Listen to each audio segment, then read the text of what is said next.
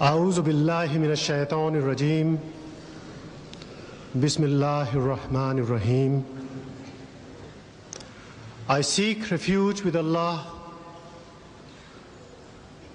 from the Satan the accursed. In the name of Allah, most kind, most merciful.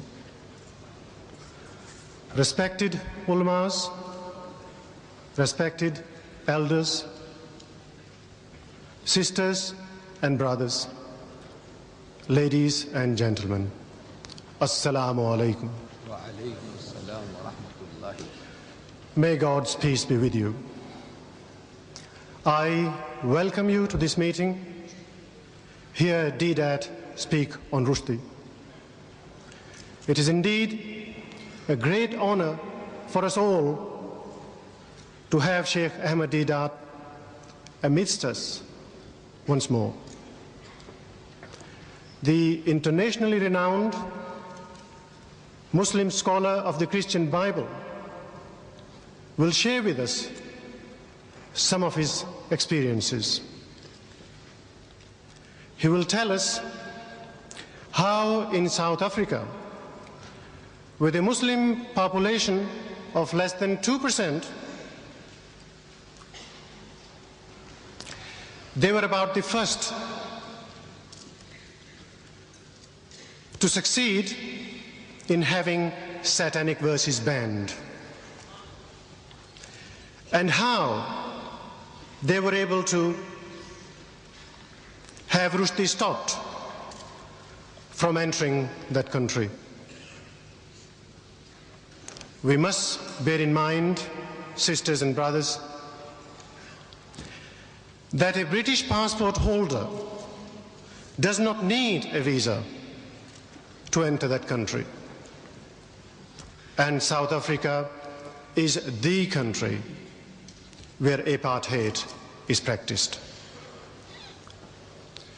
Ladies and gentlemen, it is also a privilege for me to introduce to you our chairman for today, Brother Sharif Malnik.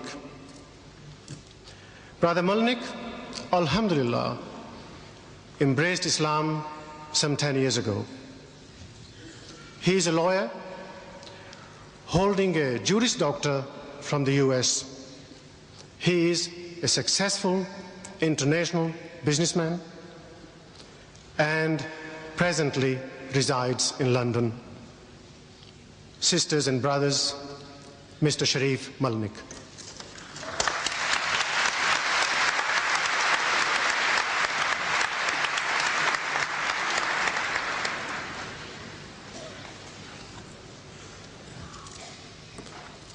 أعوذ بالله من الشيطان الرجيم بسم الله الرحمن الرحيم. Jazakallah khair. Sheikh Deidat, Brother Shamshad, brothers and sisters, ladies and gentlemen, Assalamu alaikum wa rahmatullahi wa barakatuh. Wa alaikum assalam wa rahmatullahi. Before I introduce the honorable and distinguished speaker, I have been asked to read this to you. Satan, being thus confined to a vagabond, wandering, unsettled condition, is without any certain abode, for though he has, in consequence of his angelic nature, a kind of empire in the liquid waste or air, yet this is certainly part of his punishment, that he is, without any fixed place or space, allowed him to rest the sole of his foot upon. Has anyone here actually read or heard this passage before within the last 12 months? Put up the hands. Could you, with a show of hands, please, has anybody actually heard or read this? One. Yes, I see one and approximately 6,000 people here. This is actually the first page, the grand opening, the prologue, if you will, of the satanic verses. It is really the great hoax of the 20th century that with over 1 million copies sold, with people willing to defend that book with their lives that no one has actually read the book. And if someone says they have read it, I'm sure they don't understand what they've read. Because if you have read this book and you understand what you've read, then you would not have defended it, but you would have rallied against it. This book truly represents a conspiracy against the nation. We have been fooled, all of us. Satanic Salman aptly chose that passage, which I read to you, to describe himself with no abode, punished, and with no place to rest the sole of his foot. An interesting prediction. And yet, this book was given the Book Award. It is a standard of literature which our future generations will study and be influenced by. We cannot allow that to happen. You cannot afford to allow that to happen. I should like to mention, as many in our audience are familiar with our most honorable speaker, you may have noticed that today's program did not begin with a recitation from the Holy Quran. This is most unusual for our prolific speaker, as you are probably aware if you have seen any of the 65 videotapes produced by Sheikh Deidat and his organization, the Islamic Propagation Center International. The Holy Quran will not be recited today because the speaker shall deal with the actual contents of the satanic verses. I say the actual contents because I'm sure that you don't know what this obscene book contains, and you have proved it here today, one hand in 6,000. It is the vulgar nature of the satanic verses which precludes us from reading the Holy Quran to open the program today. But, ladies and gentlemen, somebody has to do the job. Do not despair. Sheikh Ahmed Deidat is here with us today, and he has done the job for us. He is the first person to deal with the contents, the actual contents of the satanic verses, however distasteful this may be. He is not afraid to dirty his hands. For, in order to remove an impurity, one must necessarily dirty one's hands. Let us remember that it is Salman Rushdie and his defenders who have provoked and necessitated this response. I would like to warn the audience that passages from the satanic verses will be read aloud.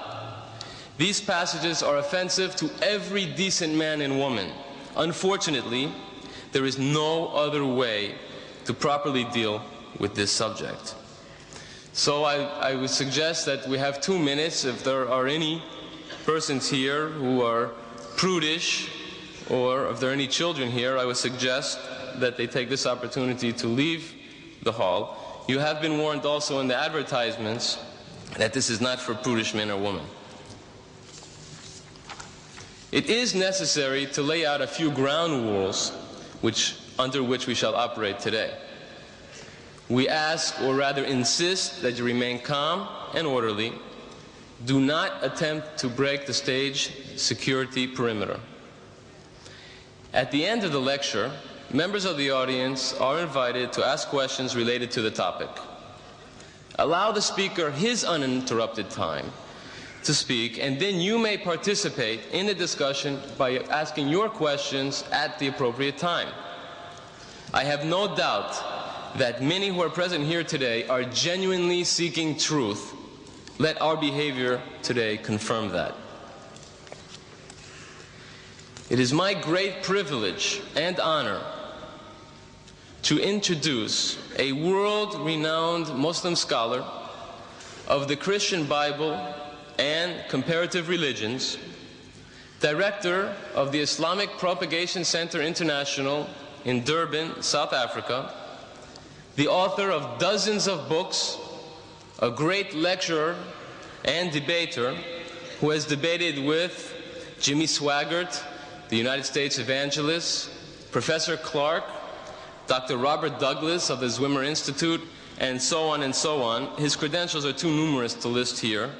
Ladies and gentlemen, brothers and sisters, respected elders, may I present Sheikh Ahmed Deidat.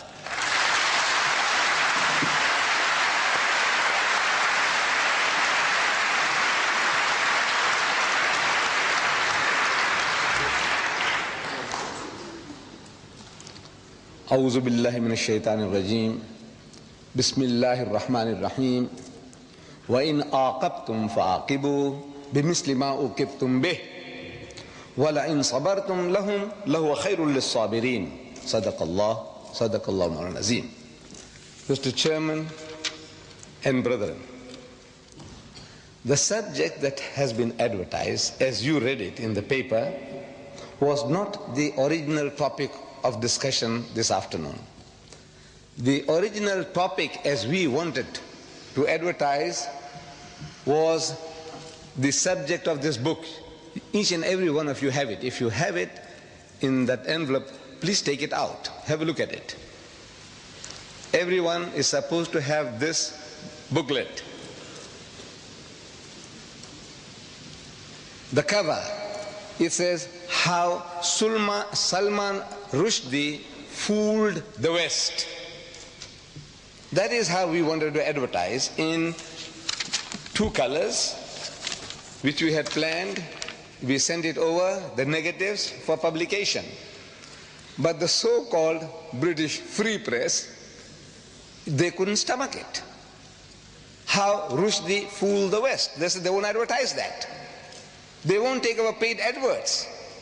Believe me, I'm talking about your great country, which stands for freedom of speech and expression. For who? Not for everybody, for certain selected groups. This innocent advertisement, how Rushdie fooled the West, they couldn't stomach that. So we had to change it for their benefit to say, a challenge to the giants of the British literary world. These giants, the so-called giants, who are standing in support of Rushdie, I have been reading their statements. They said, never mind what he says, we support Rushdie. Never mind what he says. He is a god. He is their god today. Whatever he says, we support him. How can you deal with people like that? We say, come forward. Now I want to educate you. I want you to know what he says, because you haven't really read the book. That is why you talk like that.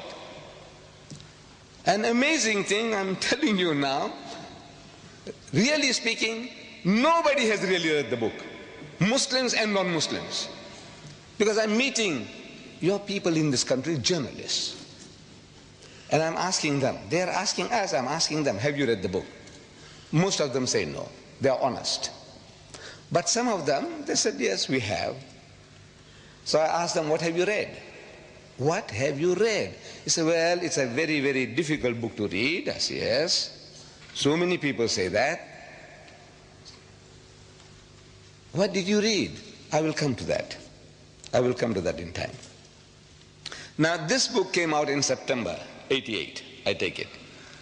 And there was a furore among the Muslims of Britain. A dear friend of mine here in London, by the name of Arfaq Malik, an attorney at law, a lawyer, he faxes some pages of this filthy, dirty, satanic work to me for my attention.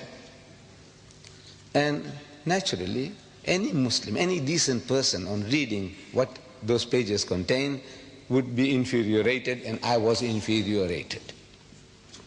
What to do? He said, this book should be banned. So we made an approach to the director of publications, the censorship board in South Africa, and showed him a few selected pages. And it did the job. It did the job. In a country where we are less than 2%, we have no vote, no voice. One white man can buy the whole lot of us out, lock, stock and barrel. One white man. That's what we are worth. And yet we were able to perform a miracle. We beat most Muslim countries to the draw, except for India was the first. I feel that There'll be hardly anybody here who can contradict me that we were the second nation in the world to have the book banned. South Africa, the land of apartheid, the polecat of the world, did it. How was it done? These selected pages, we take them over to the director and say, sir, have a look at this. The Satanic Verses, page 461. You don't have to worry. This book is an instruction book, is an instruction manual. When you read it, some of the pages and things that you miss out, you'll find them here. This is an instruction manual for you all. He reads, nigger eat white man shit. Nigger. You know who he's talking about? The Africans. He eat white man shit. You know this word shit. It was so difficult for me to use here, in this very hall. There was a debate and I wanted to use this word and I skirted around and around, beating around the bush, and I couldn't come to it. I couldn't say the word shit. But now I have to say shit because I have to quote him. I said, now you know, human dung, you know, cow dung. What the hell? Therefore you were warned. You were warned. This is, look, please, if you are hypersensitive, don't come. Don't bring your women and children with you. But you have braved yourself to say, now we are prepared to listen. We are in Britain. You know, these words that I'm uttering here, I can't utter in my own country because the book is banned. I can't quote the fellow. In my own country, I can't publish this book. This tape that you will see, in case that you want to purchase this tape, videotape of this meeting, you will be able to purchase it and enjoy it at home if you want to. Put your children one side. Put them to sleep when you see this. But in my country, I can't do anything. I can't touch the tape. I can't touch the book. This is your privilege. You see, you have the freedom of speech and expression. I say, well, you enjoy. So nigger eat white man shit. So the censor reacts. He says, this is racist. He is a racist himself, but he said, this is rank racism.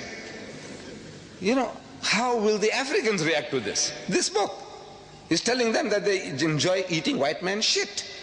Because he has an afterthought, who? Satanic Salman.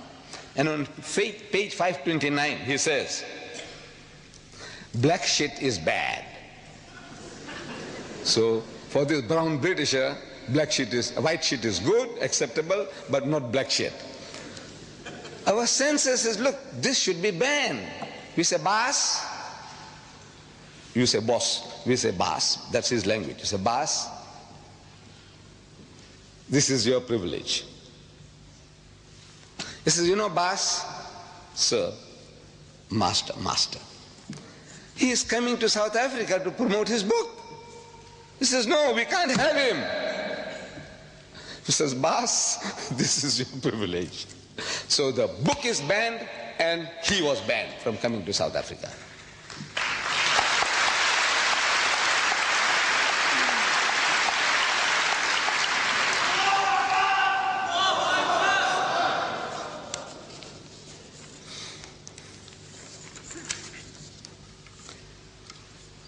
We could have done the same thing here. You see, but we didn't really read the book. It's an amazing thing. Nobody really reads it. You see, we get worked up emotionally. This is human nature. Something that hurts us, we have no time to think. If I was here with you during those days, I would have joined you. In your marches, in your crying, in book burning, I would have been one with you. But you see, I'm at a distance. And from a distance, you see more things than what you are now directly involved. You are in it. You are under pressure, under attack. You are barbarians. You remind them of Hitler. Hitler burned books, so you might also create a Nazi party here and, you know, overtake the country. All these fears, they well up, and now you have to battle with this.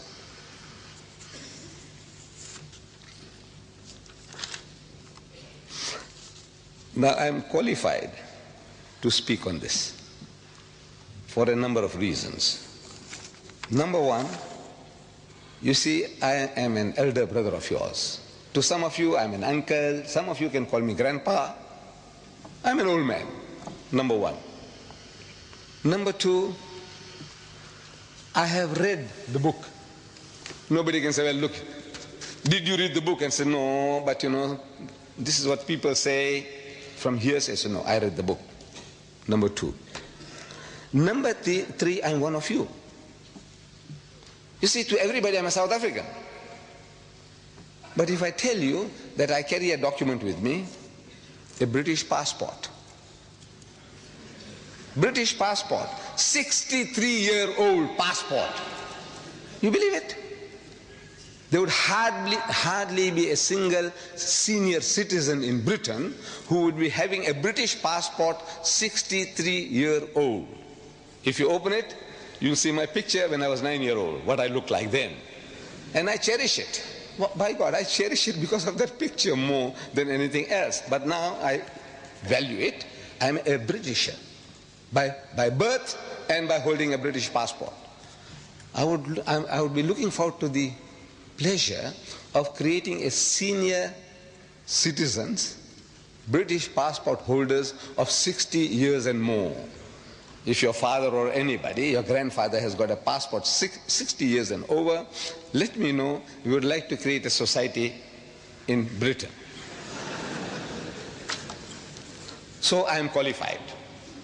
Now what?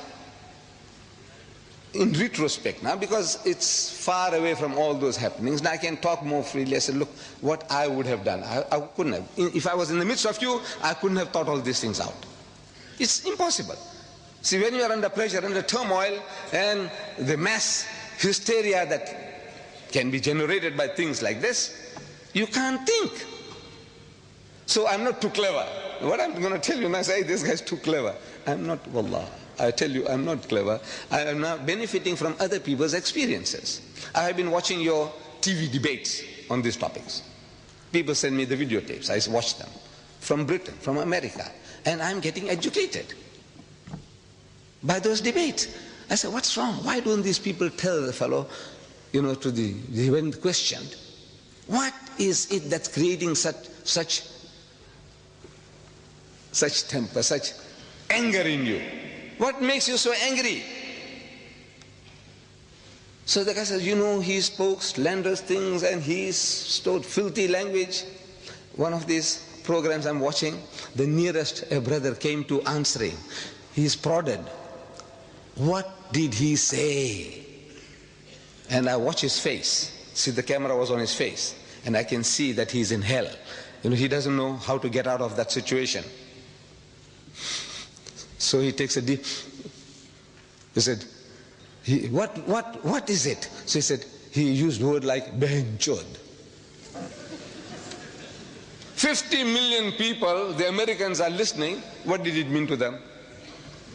Nothing. And you get enraged.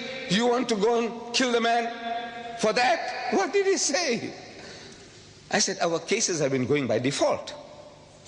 If you read the book, here, if you took the right approach, the approach even now is not too late. I will show you ways and means. Very cheaply you can get things done, very cheaply. Not with the gun, not with the bomb, not with the stone. Very cheaply, by God. I show you how it can be done. I said, you should have contacted one of these Tory MPs. Tory, you call it Tory. You know this Conservative Party, Margaret Thatcher's Conservative Party. Tory. How you pronounce it? Tory. One of these Tory MPs, and shown him, he says, look, have a look at this, sir.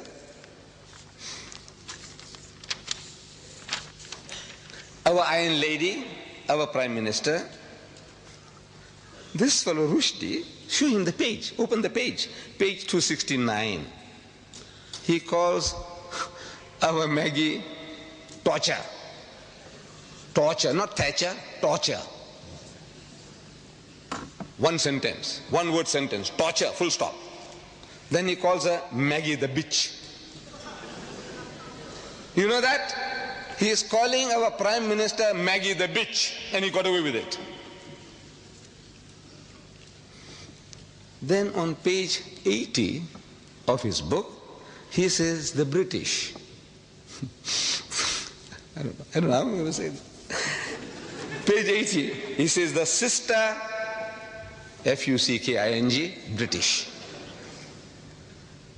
You see, he's thinking in Gujarati or Hindi. He's born in Bombay. He wants to use the word that our representative used on the TV, Behin Chod. No, he's thinking in that language and he translates it, but not at that stage. When he uses that word, no translation. Sister fucking British. This is what he's telling them. You fuck your own sisters.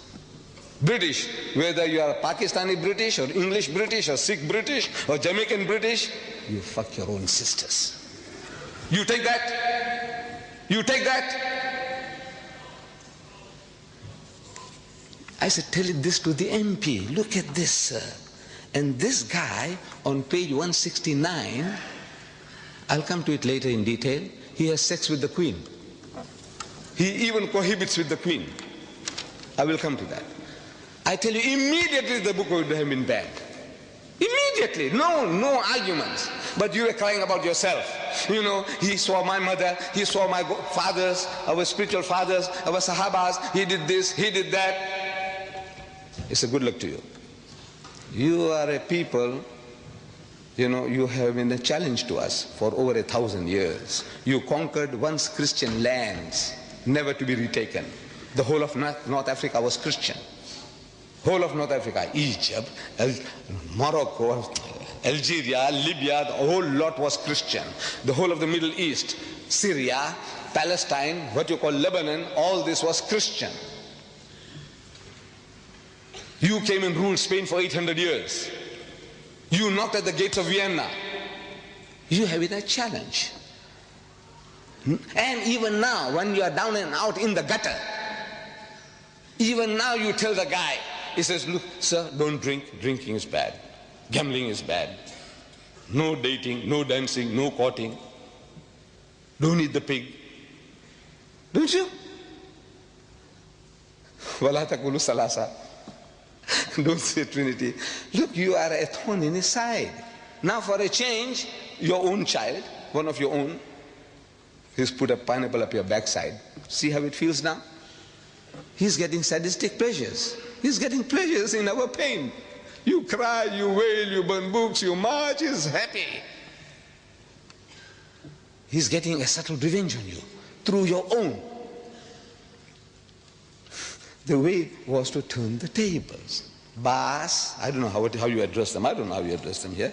I would say, Bas, Pakka Saheb, look what this guy is saying about you. Not about me, my mother, about you, your mother, your sister, your wife, your daughter. You show him and you see how he reacts. Some fellows tell me that the British are insensitive. They are insensitive. They have grown a thick skin. You can tell them what you like, you can swear them as you like, they don't react. I said, don't take a chance. You're making a mistake. He's highly sensitive. But his sensitivity is selective. Where it affects him, I will give you illustration, examples.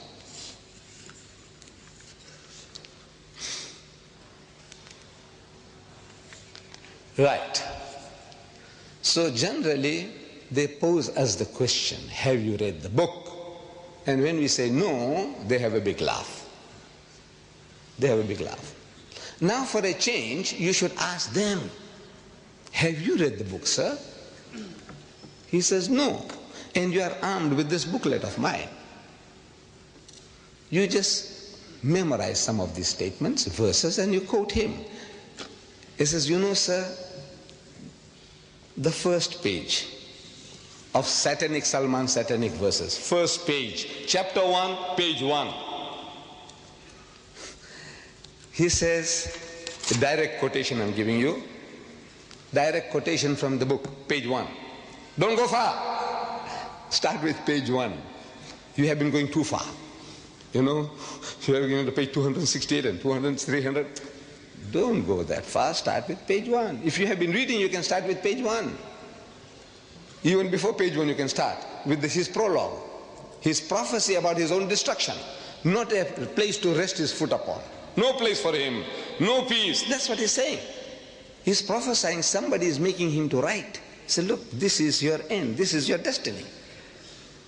That's the first page, really, but he doesn't number it, so we take chapter 1, that page, first page, he says, proper London. This place here, London? Are we in London? Yeah, proper London. Bye. Here we come. Those bastards down there won't know what hit them. Which bastards? Londoners. You Londoners are bastards.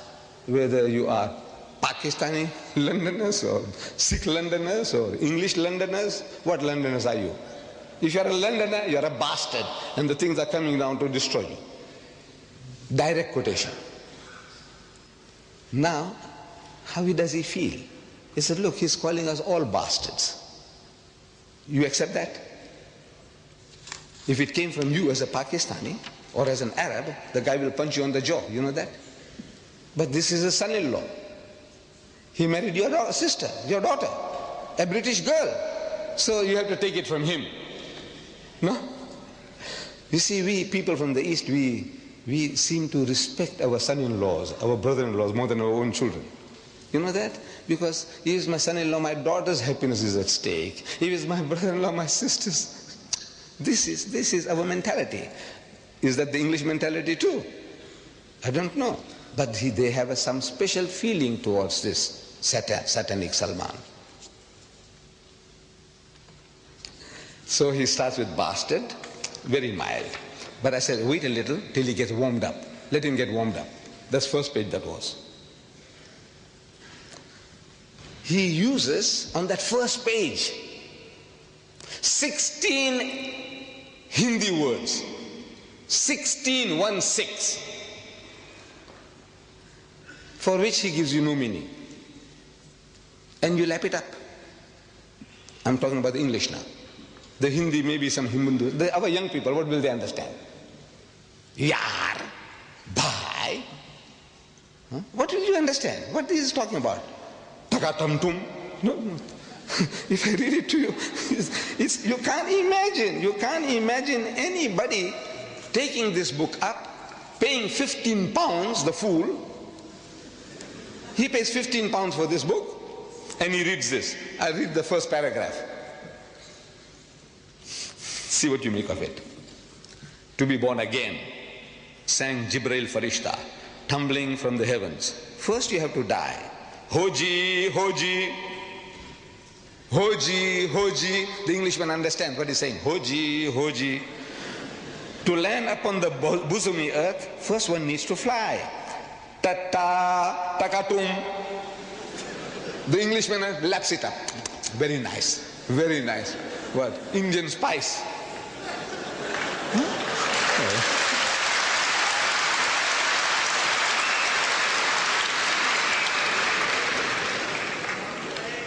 Still the paragraph is not finished.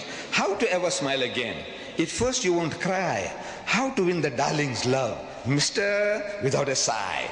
Baba, if you want to get born again, just before dawn, one's winter's morning, New Year's Day, or thereabouts, two real, full-grown, living men fell from a great height, 29,002 feet, towards the English Channel, without benefit of parachutes or wings, out of a clear sky. And this is a masterpiece of the English language. Yes, for which gets a Booker Award. He gets a Booker Award for that. And it carries on 16 words.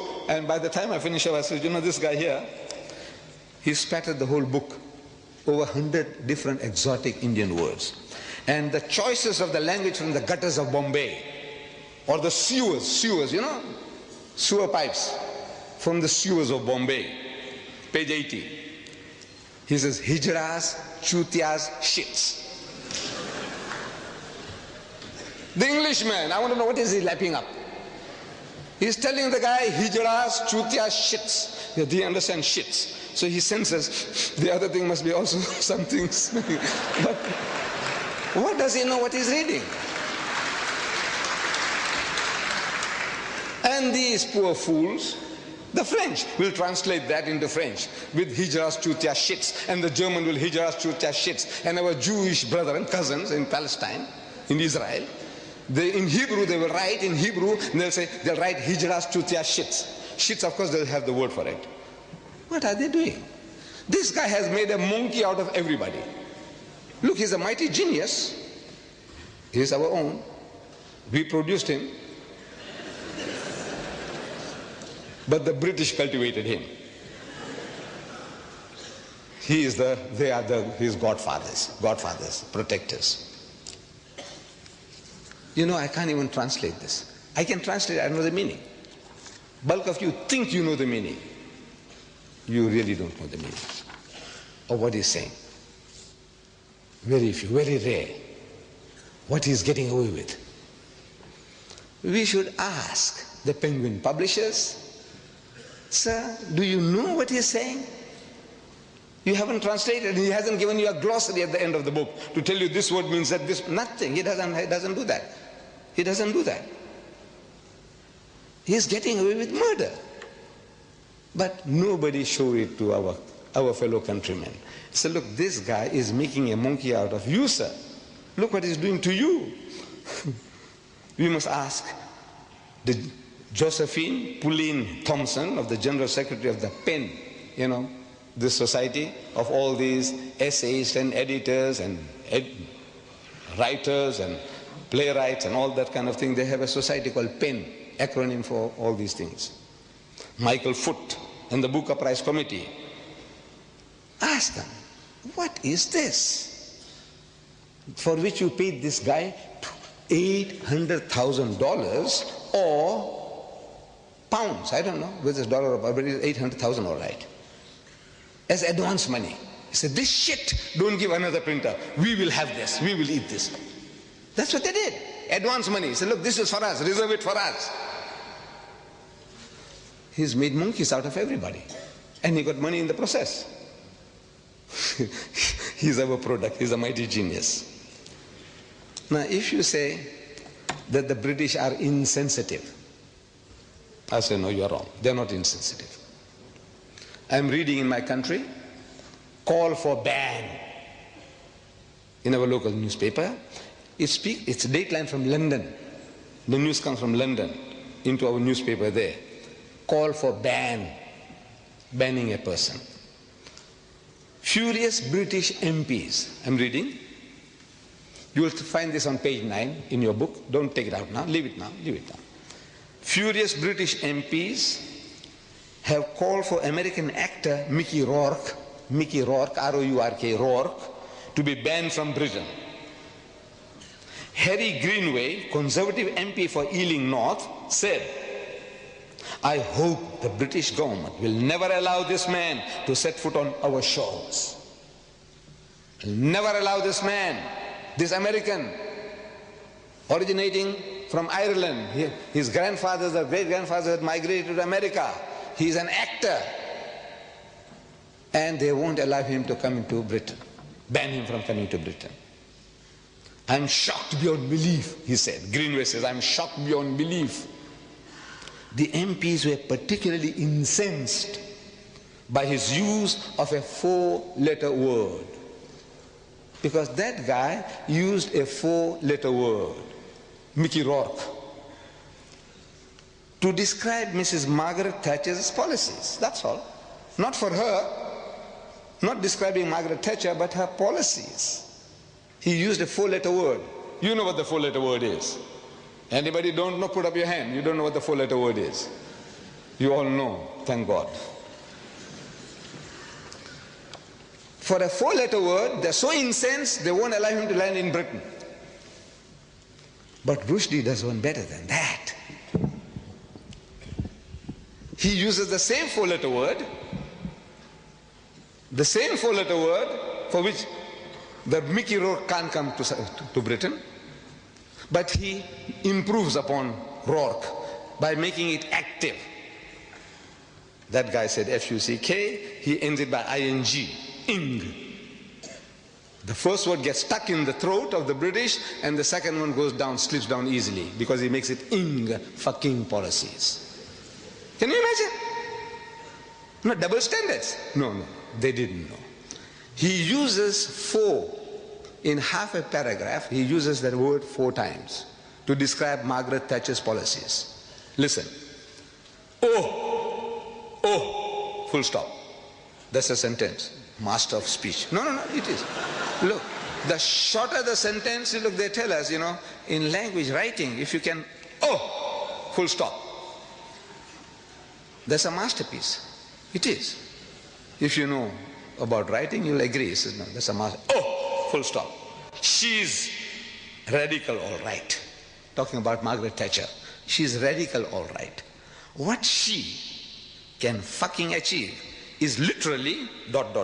I'm only quoting direct quotation. Direct quotation. I'm not going to add any words of my own. Because I told you in my book here, it's unexpurgated. I don't interfere, I don't improve, I don't try to add or delete or soften, nothing. These quotations are unexpurgated as they are in his book. You can check it up. And if you find that I'm pulling a fast one on you, every mistake you take out, £100 for you. He said, no, he didn't say that, 100 pounds at a time. Find out. Any typographical error will be accepted. But a misquotation, £100 for you, for every mistake you find. Check it up with his satanic verses. Is literally ... from fucking Surrey and Hampshire ... Nobody has ever tried to replace a whole fucking class before ... No, when I say ... it's there in the book ... 3 dots. ... This country, your Britain, that's stuffed full of fucking old corpses. Page 270. 4 fuckings in half a paragraph. And the British accept it. You know why? Because they don't know. You didn't educate them. You didn't show it to them. This is what I want you to do. This little booklet. Any guy who talks to you says, "Boss, sir, come and have a cup of tea with me. Look, sir, what does he say? How does he speak?" About us, about our people. And you say he's got the freedom of speech and expression, unlimited, absolute. Is it absolute? He can swear anybody's mother. He can swear you. Ask him, is it right? Ask him. Ask them. But they don't know. By God, they don't know. These authors, these so-called giants of British literature, they don't know. They haven't read the book. He uses that word 52 times in this book. 52 times. F-U-C-K-I-N-G. 52 times. Open page 11 now. That book of mine. Open page 11. Page 11. You must have the book with you. We made it that every seat that one would take will have a book there. Page 11. You have a look there.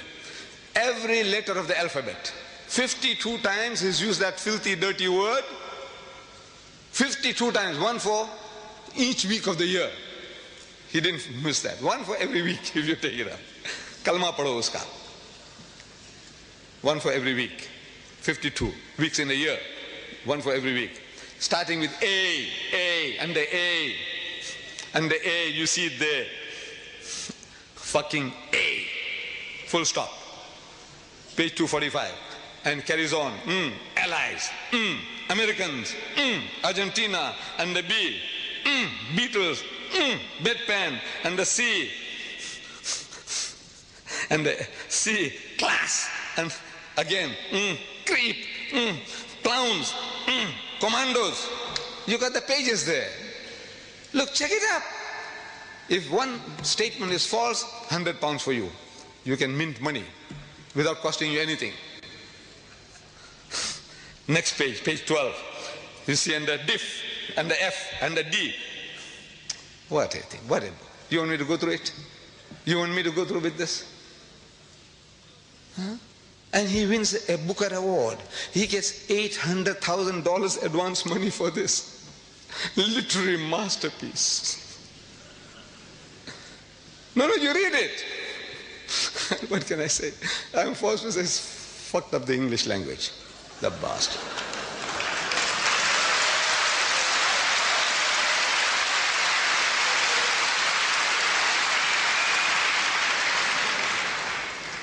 what does he say about our Iron Lady, Mrs. Margaret Thatcher? You know, I don't know why. My wife, she is not educated. She is not educated. But she has a special liking for Mrs. Thatcher. When Mrs. Thatcher appears on the TV screen, all stations close, all stop, all work stops. She must listen to her. You know, maybe it's her militancy, her forcefulness, the clarity of her expressions. She is very clear. She loves Mrs. Thatcher. My daughter, she loves Mrs. Thatcher. They don't understand her policies. Look, you might want to question me. Please don't question me about her policy. I don't understand myself. But I also admire her. You know, the way she speaks, I like that lady. On page 269, he says, this torture, Maggie the bitch. Maggie the bitch. I'm asking, is that right? To call the leader of your nation a bitch. You call her torture? Maybe Mrs. Thatcher can take it. You know, she's so big, she's so great. What is the dogs barking? Let them bark. Call her a bitch? Maybe she can take that too. But I'm asking, the feelings of her dear son, Mark. You tell him that you are a son of a bitch. Because if mother is a bitch,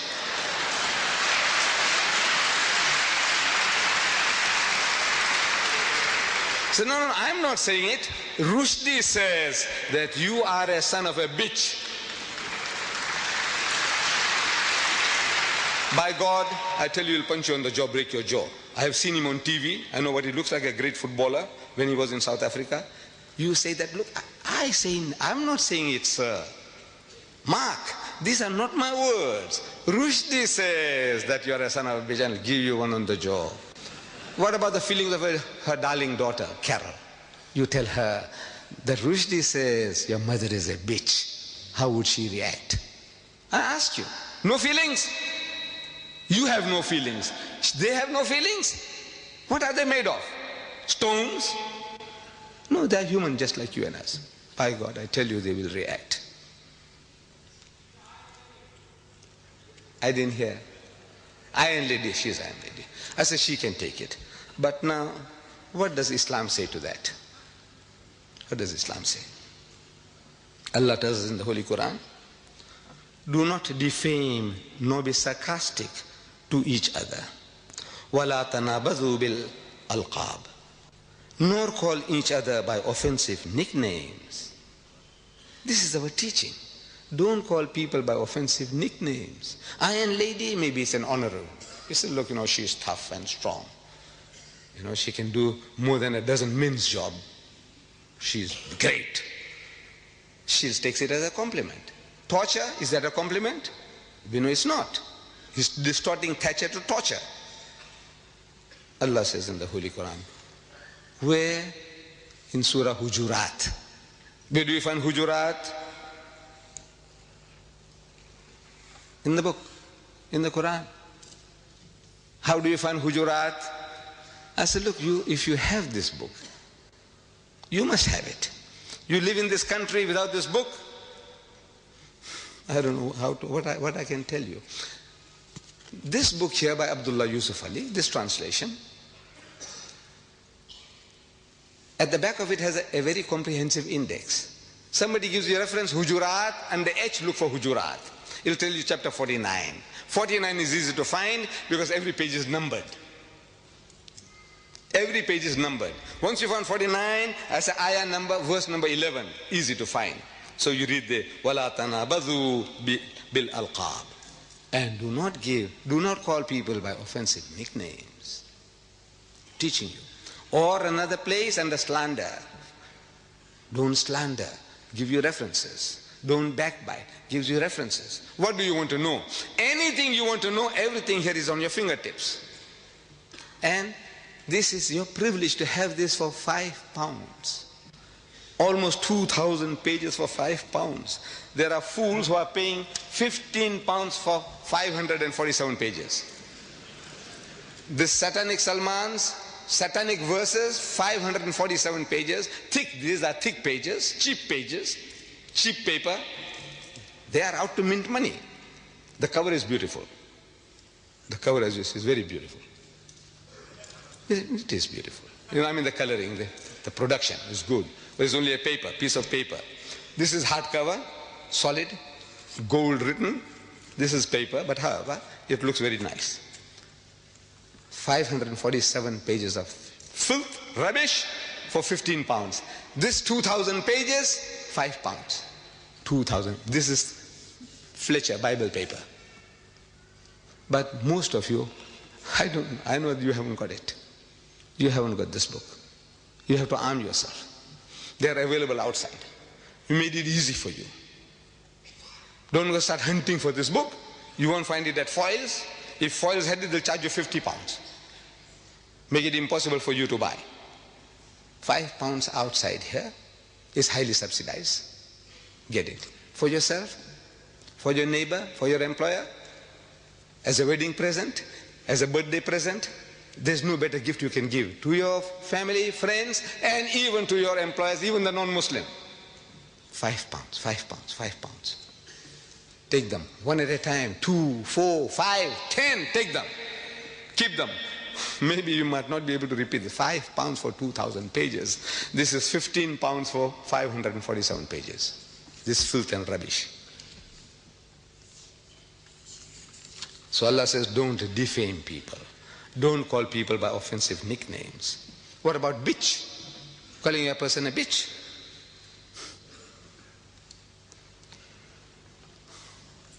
You besmirch the name of a fair lady in these terms, that she's a zania, bitch is a zania. Other words, softer words, they call them tat, they call them call girls, call them hookers, whore, harlot. This guy, he calls her a bitch. In the house of Islam, anybody making such an attack upon anybody's personality, he must produce 4 witnesses. So-and-so is a bitch, produce 4 witnesses, eyewitnesses. And after having given their evidence, if under cross-examination, if one of them fails, only one out of 4, one fails, everybody gets 80 lashes. Everybody gets 80 lashes each. If one guy fails in cross-examination, this is proof false, everybody gets 80 lashes. You call us barbaric. Tell him, this is barbaric. We want to protect your mothers, your sisters, your wives and your daughters from any kind of besmirching of their character. And you call us barbaric. We are barbaric. You are civilized. Everybody's mother, sister, daughter, wife, you can call them bitches, whores, harlots. What else? Hookers, tats. What else? What is this? What have you come to? You civilized people, cultured people. 80 lashes each. He does not even leave our queen, Her Majesty, the defender of faith. She is the defender of faith. Our queen, my queen, as a British subject. My queen. He has sex with her. Listen to this spicy piece. We should read to the British. Look, this is what he says. He doesn't even spare our queen. Chamcha. I'm quoting, direct quotation. Chamcha, that's him. If you read the whole book, then you know he plays different roles. Like Dr. Jekyll and Mr. Hyde. He goes as Jibril Farishta, that's him. Chamcha is him. But in both cases, he's like Mr. Hyde. You saw Dr. Jekyll and Mr. Hyde, he's Hyde all the time. But he makes people to say words. Chamcha. He makes one of his characters say, Chamcha. He found himself dreaming of the queen, of making tender love to the monarch. She was the body of Britain. Who? The queen. She was the body of Britain, the avatar of the state. She is the avatar, the spirit of the state. And he had chosen her, joined with her. He joined with her. In holy matrimony? In what? He joined with her. She was his beloved, the moon of his delight. Page 169. What is he saying? He joined with her. You might find some of these clever Alex, who come along and say, look, man, you are exaggerating. You don't know what you're talking about. Join could mean in prayer. They will all pray together. Hallelujah, hallelujah, hallelujah.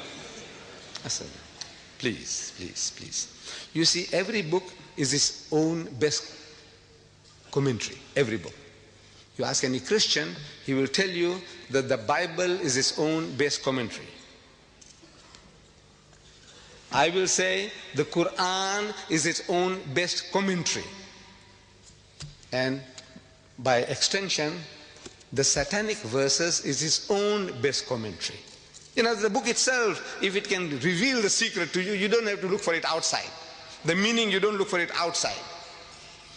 Let's see how he uses his word joined in another place to tell you what he means. In case you misunderstood, you're so dense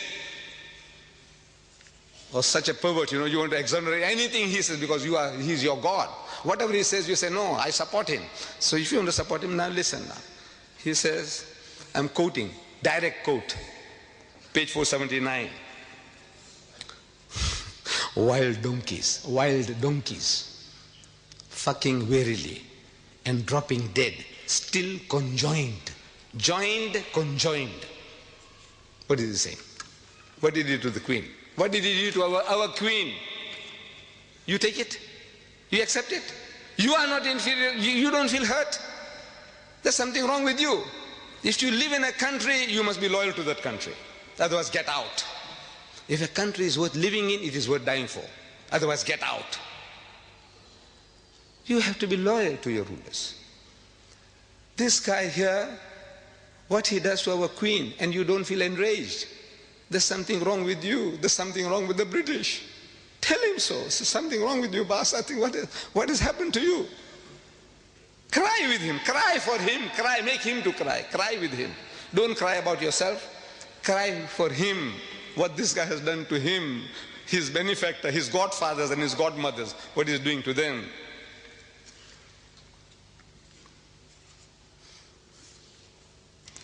They are now reading this book in public. This is an obsession. Marianne Wiggins, his second wife, American. I had read her statement before she ran away also. She also had enough of this guy. First what he did to, if I have the chance I'll tell you what he says about doing to white women. What he did to first one and he did to the second one. But Marianne Wiggins, she said, if I was free, if I was not his wife, I would have read it all over Britain, place to place. At the present moment, there is a woman called Susan Sontag of this literary guild. She's reading it in public in New York, religiously, daily. She is gathering people, men and women, black and white, young and old. So listen to this new Bible of theirs, the satanic Bible, the satanic verses. She's reading it to them.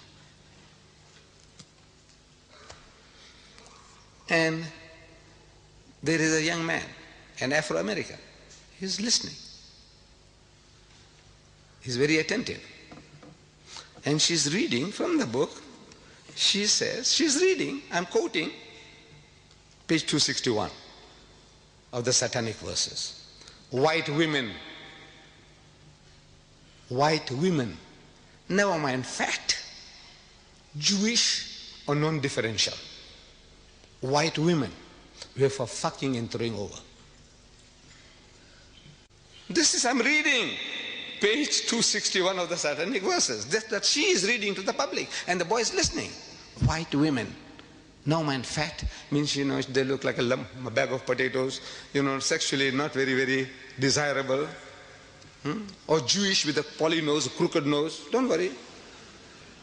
Non-differential, you can't make out the difference whether she's Swiss or German or French or English, what? You can't make out the difference. The only qualification is she must be white. If she's white, they are away for and throwing away. So this young man, he hears, and he's out for mischief with 5 other friends of his. He is going to the Central Park in New York, and he sees a white woman, very athletic. She's doing jogging. She wants to keep herself fit and trim. So they see her, and it triggers the fellow off. This is it, man. The Bible says, satanic Salman's satanic verses says, white women, no man, fat, Jewish, or non-differential, this is nice and trim, so they go for her like a pack of wolves, and one fellow bashes her on the head and she falls unconscious, and they gang raped her one by one. And when they're caught, they said that the pleasure that they got in the sweat and the blood and the gore, it titillated the taste. You programming people, can't you see? With filth.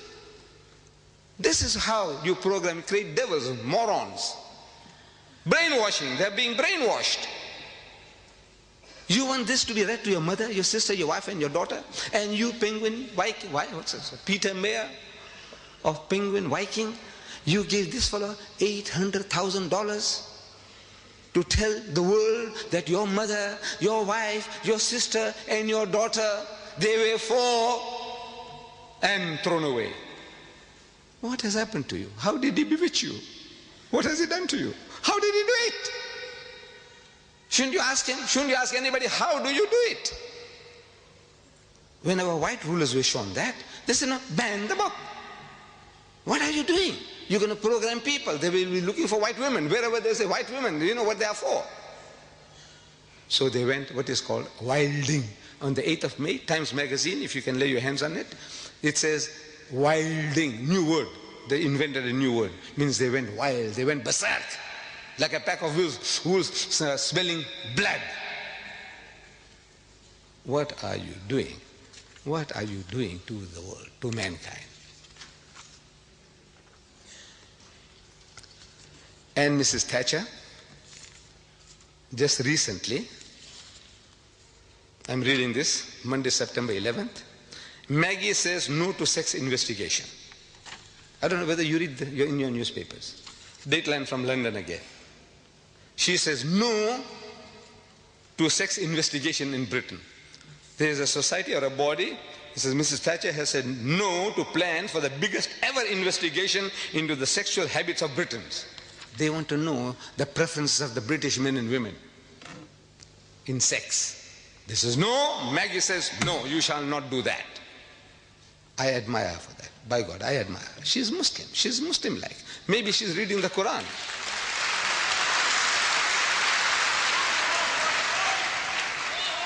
Because Allah tells us in the Quran, evil should not be noised abroad, broadcast, except where injustice has been done.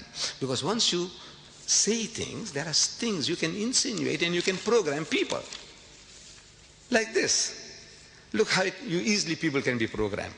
British girls are too easy. British girls, I'm reading from Sunday Times, one of the leading newspapers, Sunday newspapers in South Africa, dated July 9th. It says, British girls are too easy. Latin lovers reckon there's no skill in chatting up British girls because it's too easy to get them into bed. The Italian stallions in the holiday resort of Rimini hold a Playboy of the Year contest, earning points for each girl they make love to. They have a contest. Prim, Catholic Italian girls merit 10 points. If you get a prim Catholic Italian girl, if you get her into bed, 10 points for a bonk. One bonk, you get 10 points. French girls, if you can bed a French girl, you get 6 points. And if you bed a German Fraulein, you get 5 points. But British tourists are worth just 1 point.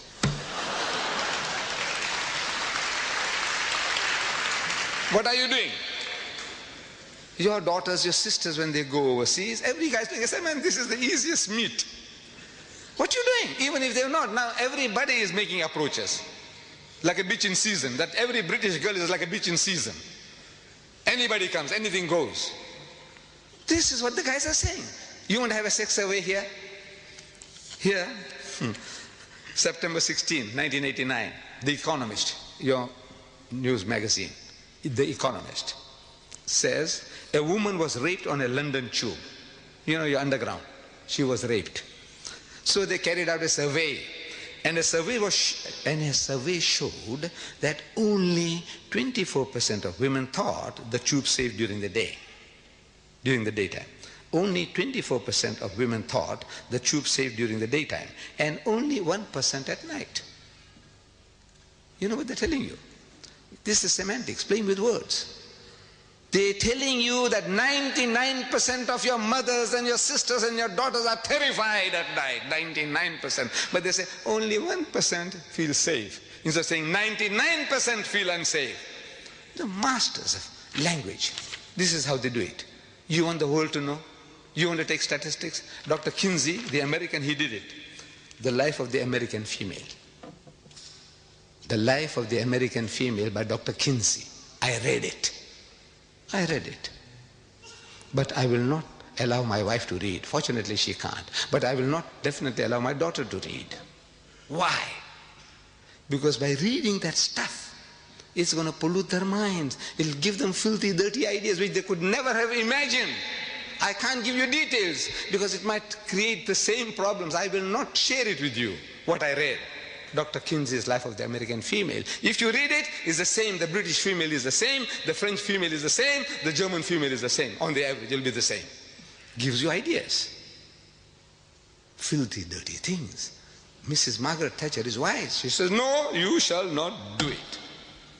I take off my hat to her. By God, she's acting as a Muslim. This is Islam. These things you don't do. And even what they call, this is royal gossip that even British rags won't publish. Look, they have certain standards. You know, rags, British rags, these rotten papers, filthy, dirty newspaper, they talk about all the filth and the dirt, pornographic thing. And bigger headline, not even Britain's notorious gutter press. You have a gutter press here? Even notorious gutter press dares to print the story Yanks have read, the Americans have been reading. What? Mum's the word about Zara's dad. Mum's the word, keep quiet. Don't utter anything about who is the father of Zara. Who is Zara? She is the daughter of Princess Anne. Now they're insinuating that she is the bastard child of Peter Cross, who was her bodyguard. 8 years ago, he committed adultery with her, and he got this child, which was given out to the world as the child of Peter Phillips. But she was not. She is a bastard child by Peter Cross. The picture is given. The princess is there. The princess is there. And the dashing detective is there, behind the princess. What are you doing? What are you insinuating?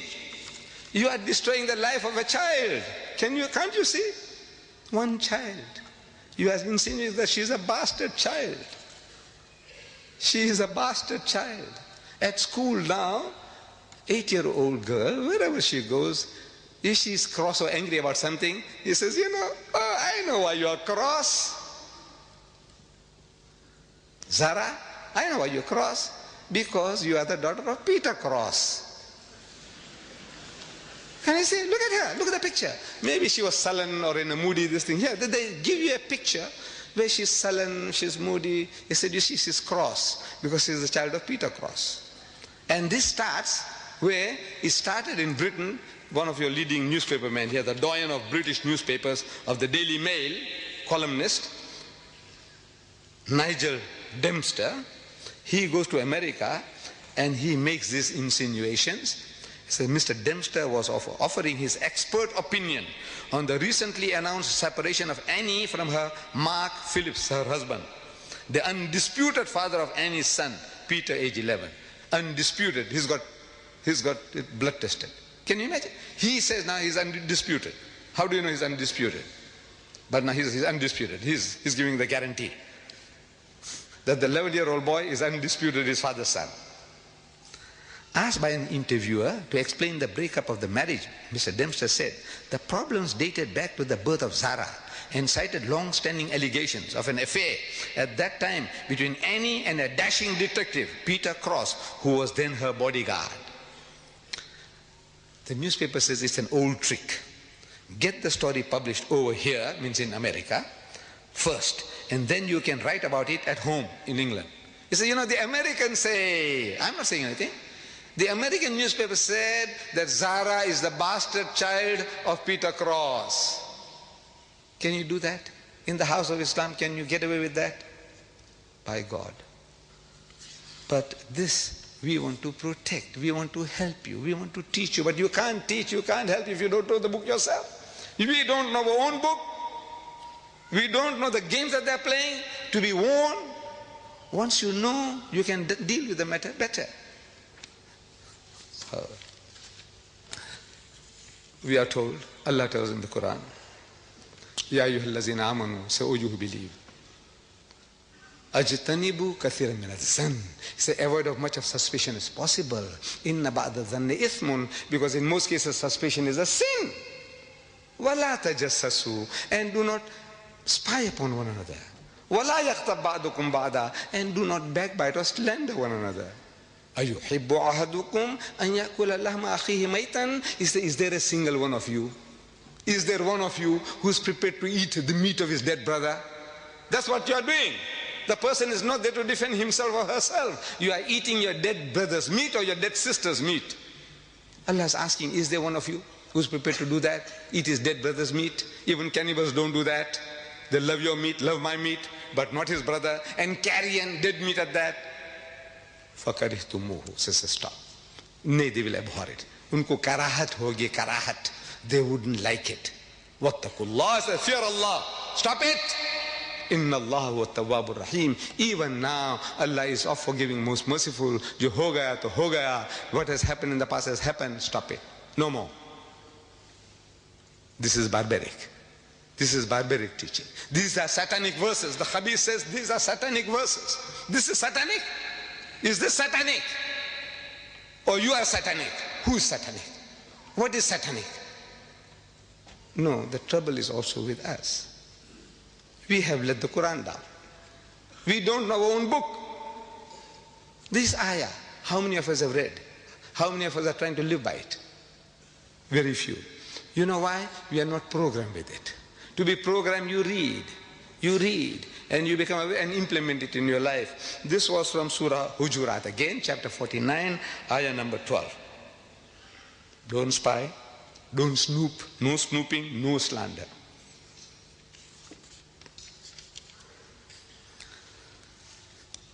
This guy, he spares nobody. He spares nobody. There's some type of sickness. I think there's a special word for it. A man who hates everybody, anybody, everybody. Even himself. If you read, he hates even himself. There's something sickness. He is a case for a psychiatrist. But he is an evil genius for writing. And there are conspiracies at work. Conspiracies, people are conspiring for this. They want this to be done. They want this guy to do. They gave him advance money beforehand. So come on, man, write this book. It's a grand idea that now you can slaughter the Muslims with filth. I said he spares nobody. Even my Hindu cousins. My ancestors were Hindus. I come from Bombay, India. My ancestors were Gujarati Hindus. I'm thanking Rajiv Gandhi. We all Muslims, we must thank Rajiv Gandhi for banning the book. But I'm telling him in my little booklet, I says, Rajiv, you have done yourself a great favor. I will not attribute motives to him. Oh, he wants to curry favor with the Muslim voters. No, don't do that. If a man has done a good deed, acknowledge it. Rajiv, I thank you for what you have done. Thank you very much.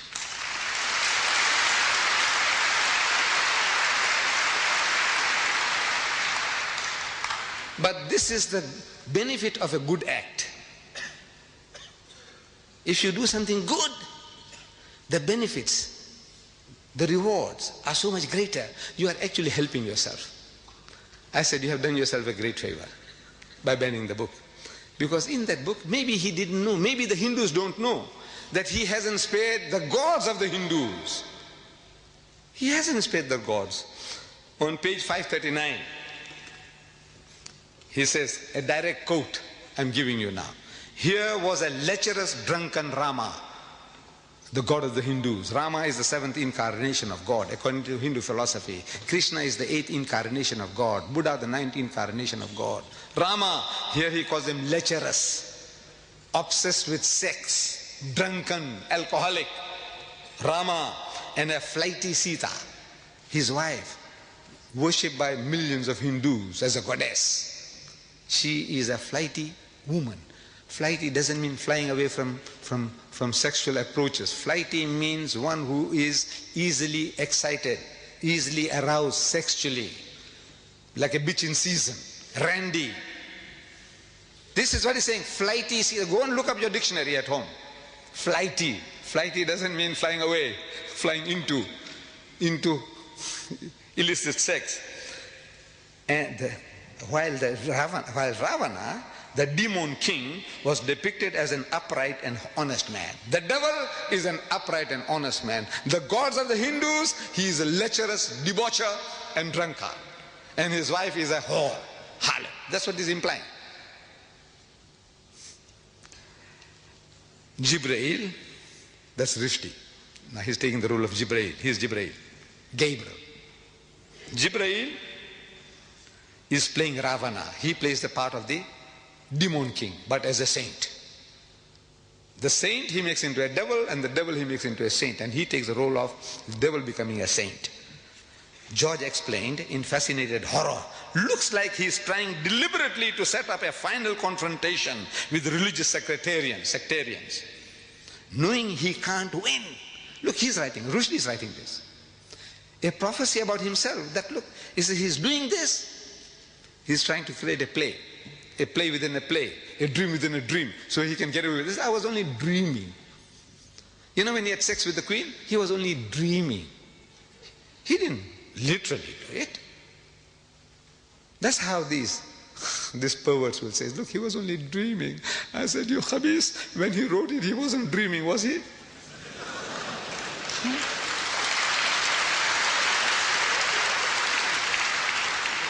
So it's a dream within a dream. So he said, look, it was a dream. This guy dreamed and that other one dreamed, led to other dreams. He says, a final confrontation with the sectarians, knowing he can't win, that hell, he'll be broken to bits. Page 539. That he will be broken to bits.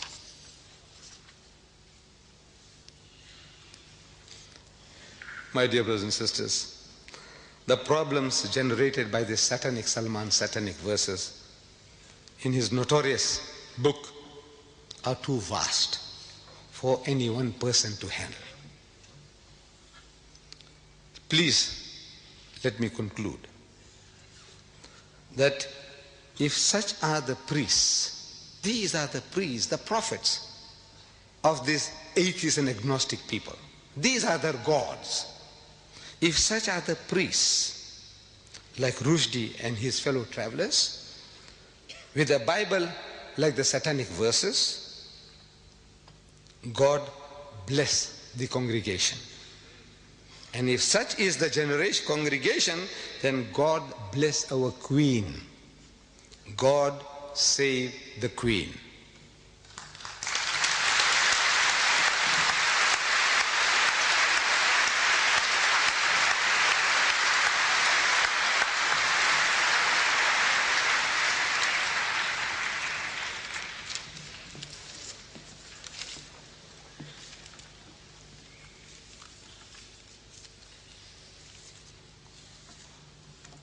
Assalamu alaikum wa rahmatullahi wa barakatuh. We're most grateful to Sheikh Ahmad Deidat for presenting his views and analysis of the satanic verses. Jazakallah khair. It has been truly enlightening. How Rushdie fooled the West. How true. Weren't we all fooled? We shall begin the question and answer segment of this program shortly. At this time, I would like to invite those members of the audience who would like to ask a question to Sheikh Deidat on the topic to form an orderly queue behind the microphone, which has been specially provided for your use. If we could come down the right aisle to form the queue, and then after you have finished your question and the question has been answered, if you could leave through the center aisle.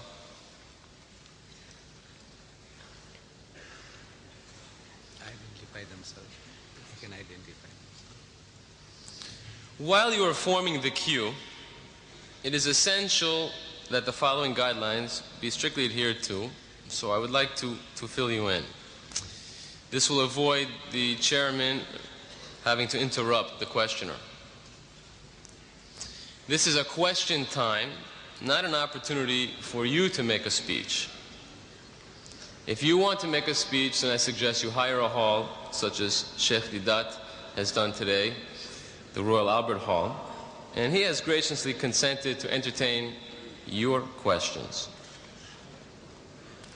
Please, only one question per visit to the microphone. If you have further questions, please just go down the center aisle and take your place at the back of the queue again. So this way, more people have an opportunity to ask questions, and as well, we get a broad range of questions. Please do not interrupt the answer. Ask your question and be respectful enough to listen to the answer. This is not a debate. Finally, please keep your questions succinct and related to the topic of today's lecture, how Rushdie fooled the West. It is not fair to the speaker or to the rest of the audience to ask a question on another topic. There are many tapes which you can purchase after this question segment which will deal with all of the other topics. There are approximately 65 tapes. If you could see Brother Shamshad, I'm sure that he could help to fill any needs that you might have to get any of the videotapes. They can identify themselves and ask. And also, if you would please, before asking your question, identify yourself and then proceed to ask your question. Okay. I think then we're ready for the first question. If you could please, sir, identify yourself and ask your question. Assalamu alaikum. Wahib Hassan, a student. Just like to ask, should Rushdie die?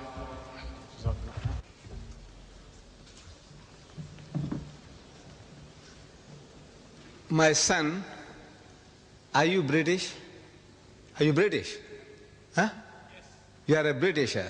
No, if you are a Britisher, you see, I said, how Rushdie fooled the West. You are one of those. And if he did to your queen, if he did to your ruler, Mrs.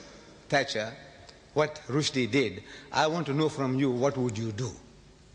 What you would do. I want to know, if you are a Britisher, if you are a loyal citizen of this country, I want to know from you, what would you be doing?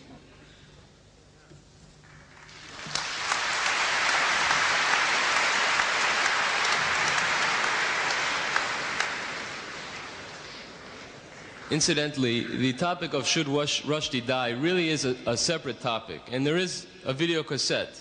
It's Should Rushdie Die, the Islamic Verdict, which also is available outside. The next questioner, please. I would like to ask that whether satanic verses can be an insult only against Islam, or it is an insult against all religions, including Christianity and Judaism. And if yes, is it not a good idea to ask the leading figures among Christians and Jews to express their views, whether they agree with the content of this book or not? Because I personally believe it is not insult against only Islam. It is insult against all religions, including Christianity, Judaism, and Hindu religion. And the second thing I wanted to ask, because I or other people here might have the wrong impression that you are a supporter of any political figure, could you also clarify that point? Yes. Could you repeat the second part of your question, please? I or other people might have the impression that you are personally a supporter of certain political figures in this country. Please clarify also that point. Thank you. The second question first. I have no affiliation with any political parties or any religious groups. I'm a Muslim, and I stand here as a Muslim, and I speak as a Muslim.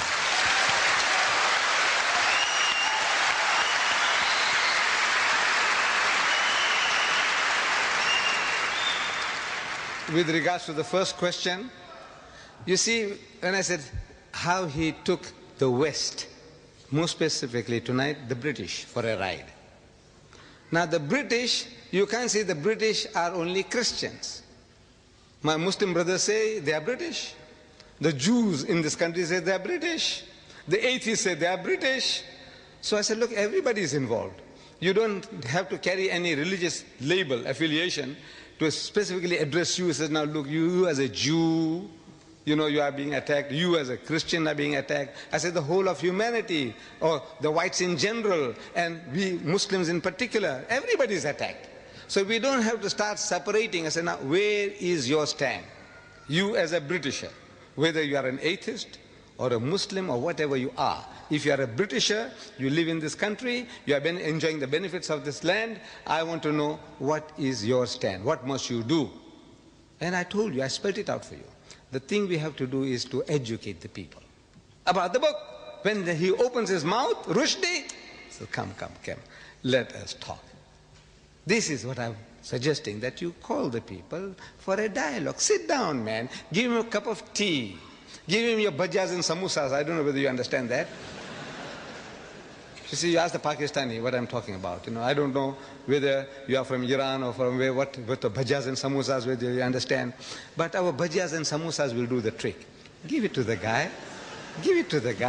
and talk to him.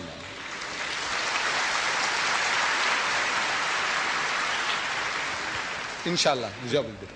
Sure. I 100% agree with what you say, and I think it's a very good idea that in rational debate it's pointed out that this book is insult against all the religion, not only Islam. The whole of humanity, the whole of humanity.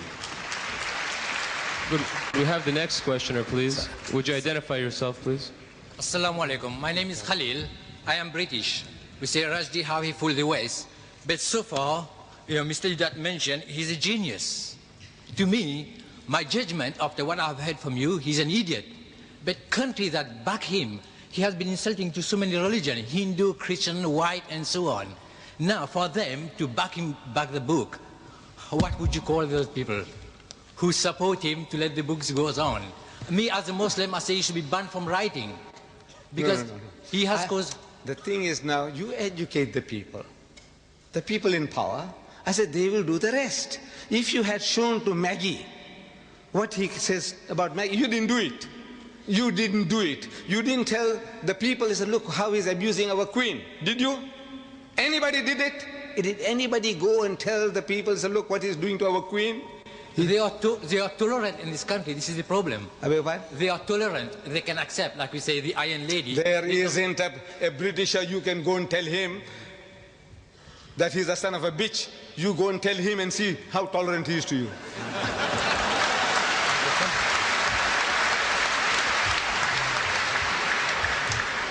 Would you identify yourself, please, and ask your question? Assalamu alaikum.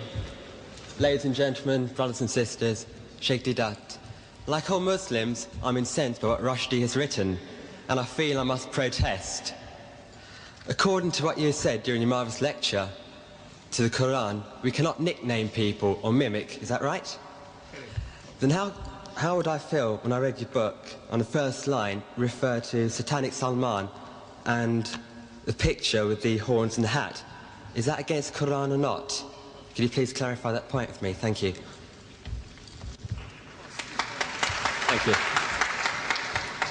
Well, let me say, look what he did to me. See, if I swore you, anybody will justify you swearing back. Am I right? Am I right? Yes. If I swore you, you swear me. You swear me, I swear you. And people will say, well, you know, you just can't help. That guy did it to me. What he did to me, my natural reaction, I'm not perfect, by God, by far from perfect. I'm... Could we have quiet, please? Excuse me, you had your chance. If you would like to ask a question, please go to the back of the queue.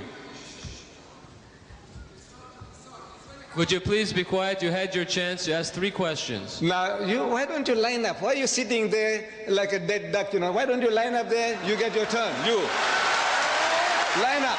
Take your turn. Then we know who you are, what you're talking about. See, shouting from there. Now he's discussing strategy. How? Look, my son. I am like anybody else, like you, like anybody else. I am no saint.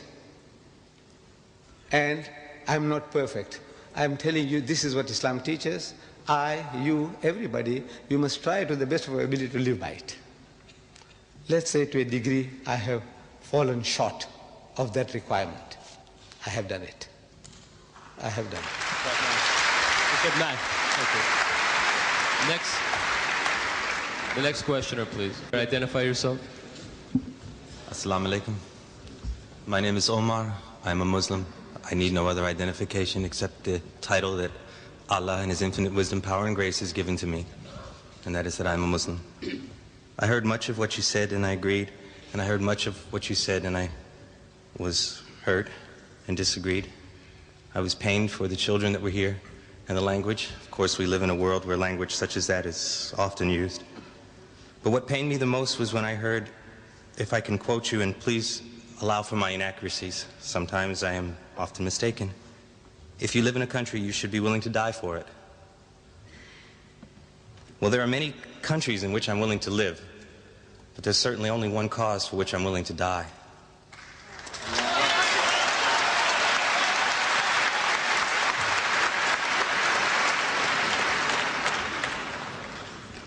Please clarify yourself if you could. Yes. Thank you. You see, I made a statement that if a country is worth living in, it is worth dying for.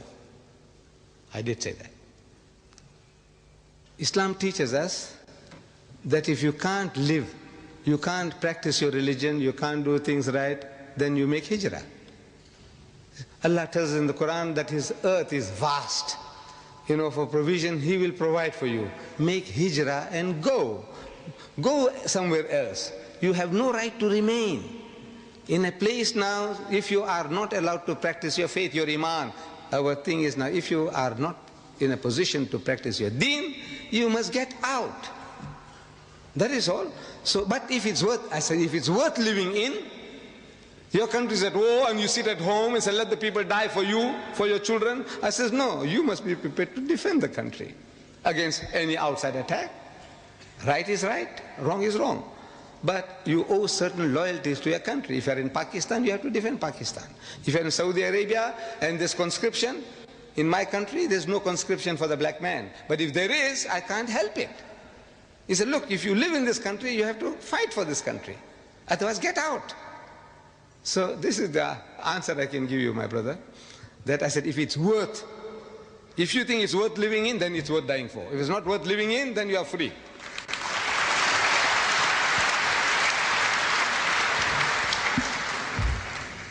Assalamu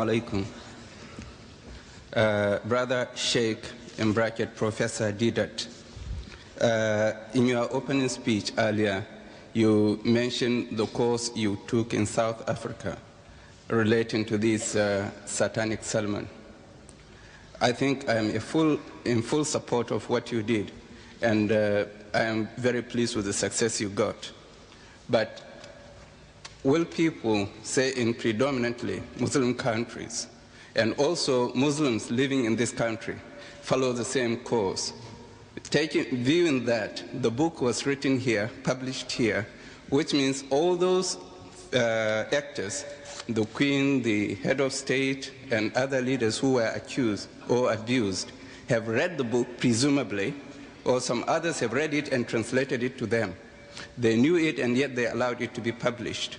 So if they didn't object to it, we as Muslims living in this country, though I'm not British, but I'm living here, should we not protest to defend our own religion, our own faith, our own belief? May I know what you think about the action of our brothers and sisters in Bradford, who really brought us to light to defend our cause? Thank you. think you missed the point when I said that if I was here with you when this turmoil was taking place, I would have joined you in your marches, in your crying, in your book burning. I would have been one with you. Did I say that, if you remember? Yeah. I said that. I would have been one with you. But now I said I have an advantage. I was far away, and it's taken some time for me to see things. In other words, now I can formulate ideas, which you in the midst of turmoil, sitting on a hot stove, you can't do. It's not your fault. I'm not blaming anybody that, look, why couldn't you do this? I said, look, the reason is you were in turmoil. You are on the run. Like Jesus Christ. You see it in the Bible. The man is on the move. Every time he opens his mouth, people want to stone him. So he's on the move. It's a different circumstances from another man who is at peace and rest and he's able to deliver a message. So I have that advantage and experience from other people's mistakes. I'm benefiting. I said, look, this man here on the program was questioned. Have you read the book? And our heroes, almost all, they said no. So I said, no, I mustn't fall foul of that. Suppose I go to Britain and I offered 50,000 pounds to BBC TV. BBC TV, I offered them 50,000 pounds to give me 5 minutes on prime time to give them the best of Rushdie. I said, you want to read in public? You had the blasphemous banquet? Give me only 5 minutes and I give you 50,000 pounds. Give me 5 minutes to read to you the best of Rushdie. No reply.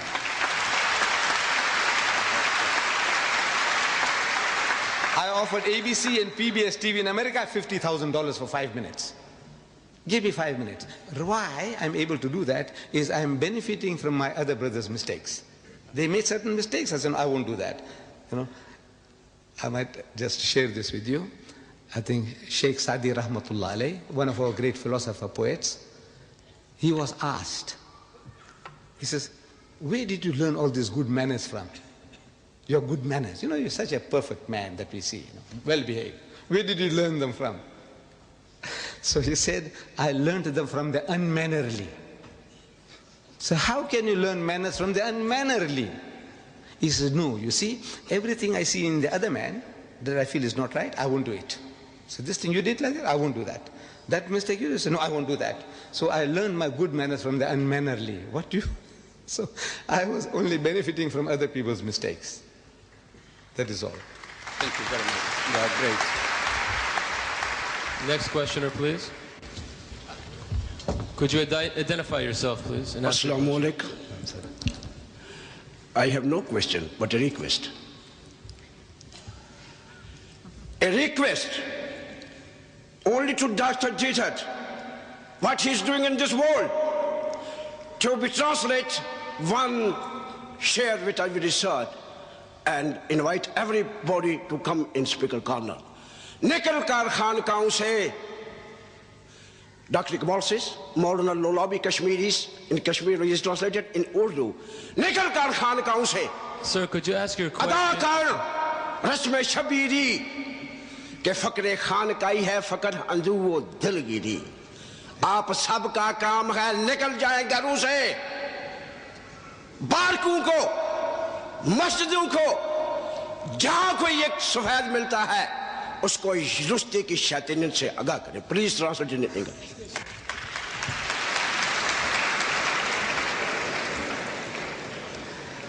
I'm not an Urdu Khan, but so a few words I understood was that instead of remaining in the monkeries and in your cloisters, you know, saying tasbih and sitting down doing nothing, so get out and do some work. That is what is in essence. That's the message.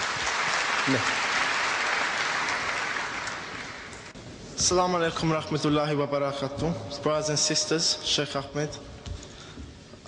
It's all right us saying, right, to stop Salman Rushdie for what he's done to the brothers and sisters.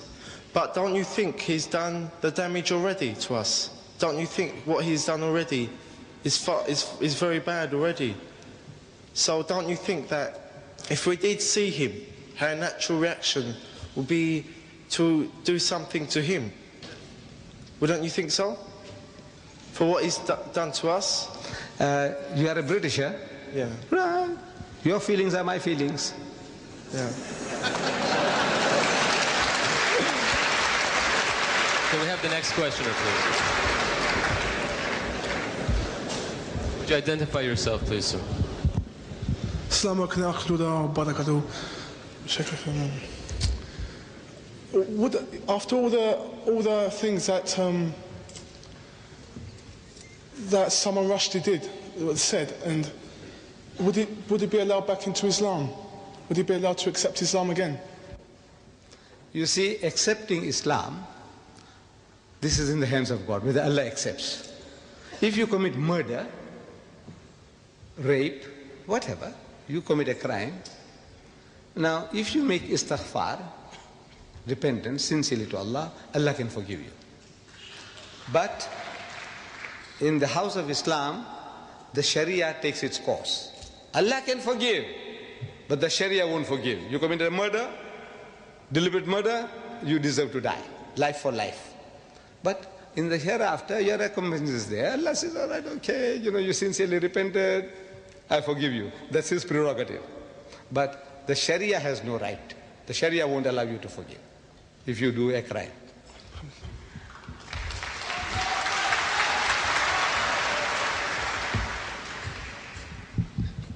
Assalamu alaikum wa rahmatullah. My name is Sayyida Kirmani and I'm a British Muslim, and this question is to you, Brother Deidat. You mentioned in your course of speech the Islamic punishment for adulterers and slanderers, but you haven't mentioned the punishment which says in the Quran for the blasphemy that Rushdie committed. And as a Muslim, and as far as my knowledge goes of the Quran, your approach to Rushdie affair is in contradiction of Holy Quran. My second question is... Now that was a statement. My second question is... That was not a question, that was a statement you made. Do you agree with this? What? Do you agree with my statement? What statement did you make? What did you say? In Quran, the punishment for blasphemy against the Prophet of Allah is quite different. It's either by death or by stoning or cutting arms and legs. And that's what it says in Quran. Yes. Right, I'll answer you, my sister. We were dealing with the subject, how Rushdie fooled the West. Now, this thing I was telling you is so vast that this one person or one time you can't deal with everything. I have dealt with this problem. Now, this will be the third tape. Third tape on the same problem. Should Rushdie die? The Islamic verdict. Should he? There's the question. But now you have to get the tape. Can you tell us? Because we're all here. No. This is another lecture. You want me to deliver another lecture? Not just saying No, wait. We started here at 2:30. It's 4:30 now. This will take another 2 hours. You want me to expound to you for 2 hours? Look, you can't just make statements. You have to get this tape. I'm only asking you if you agree with the Quranic punishment or you don't. I agree what the Quran says, and here we deal with it in total, 2 hours. So you agree with the Quranic punishment? As a Muslim, how can you disagree? That's all I want. I think that...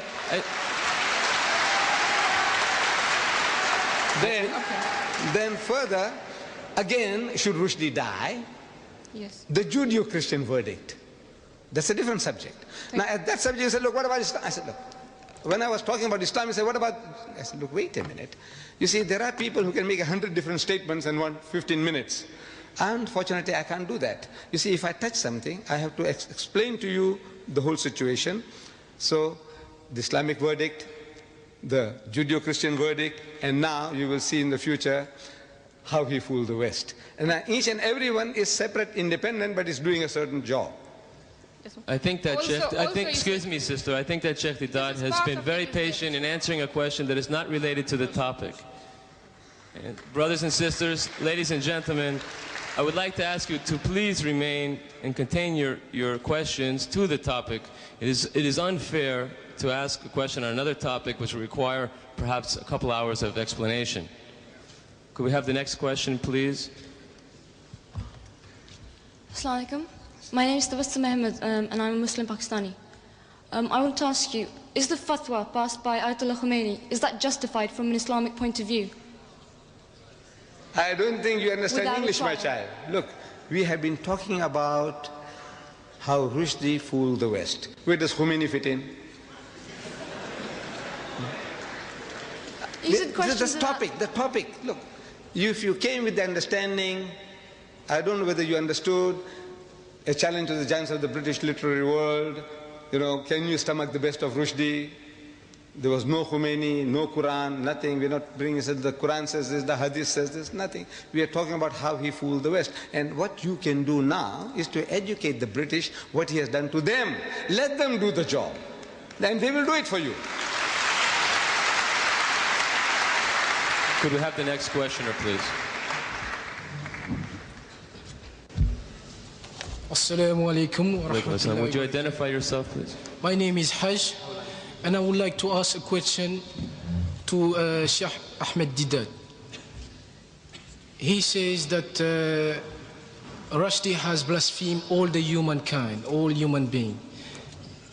And even if he didn't spare the queen, we know, as he says in his book, he has used some words for our Prophet sallallahu alaihi wasallam, and we know that this Prophet is even greater than the queen, or whoever that is greater than the queen. The Prophet is greater than you.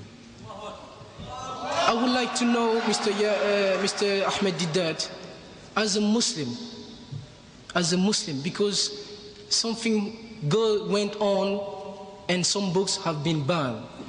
I would like to know, as a Muslim, our point of view, what should we carry on actually to do?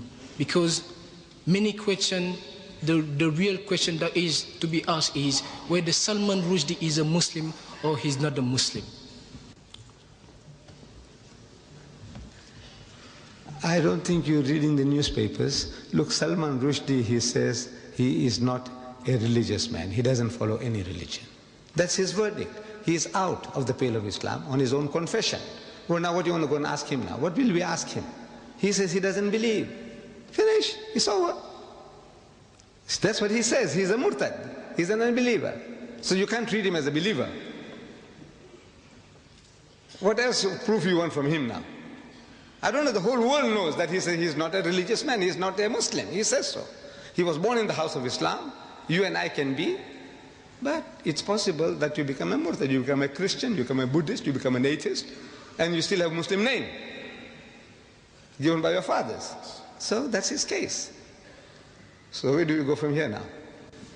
Thank you very much. Assalam. Ready for the next question, please? Assalamu alaikum. My name is Musa from Nigeria on a visit. I wanted to ask a question which has earlier on been asked. But I have an observation to do as regards the general behavior of the audience. I don't know whether that one will be accepted here. Observation. Do you have a question related to the topic, today's topic? I have a question which has already been asked and answered. But I have an observation to do as regards the general behavior of the audience. Yes, I think that we made that quite clear in the guidelines, that we don't have time for observations, and I'm sure it's an interesting one, but Sheikh Deidat has rented the hall and has given his lecture, and now is a question period. So if you have a question related to the topic, please ask it. If not, you'll have to keep your observation for another time. Okay, it's just an observation. Since not going to but thank you. It's accepted. Thank you. We're ready for the next question, please. Assalamu alaikum. My name is Muslim Jafar Kaku. Can I first of all thank you on everybody's behalf for presenting such a different way to what satanic verses is actually saying. The second thing I wanted to say was, can you make sure or do some effort in helping us to give this book to each and every household in Britain as well as in America or in Western countries? We will try, inshallah, but we need your support. Can you make sure in helping us, if you can, by video as well?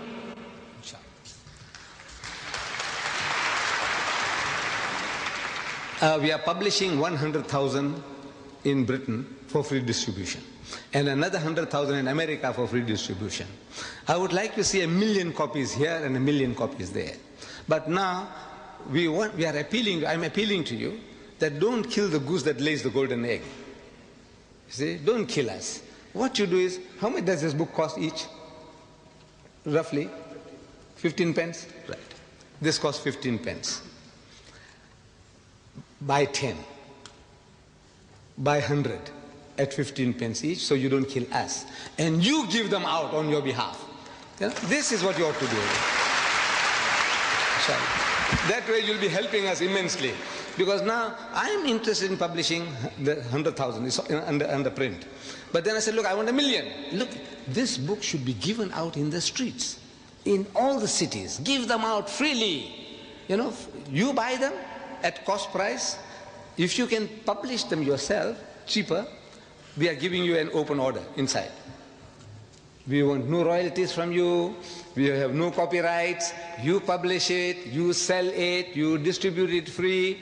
No restrictions whatsoever. So if you want to do that, you can have that privilege as well. You can print it yourself. Maybe it'll cost you 10 pence. Yeah. Maybe it'll cost you 5 pence. Go ahead and do it. But help us that way. Spread the book. Inshallah, we'll help you. But if you can start a fund or something just to publicize this book and the videos, I'm sure you'll get a lot of response from people who want to donate to this cause. No, we don't want donation. You just buy it yourself. If you have got no time, buy 100 copies only. Okay. For how many? 15 pounds. Thanks very much. Or something like that. Thank you.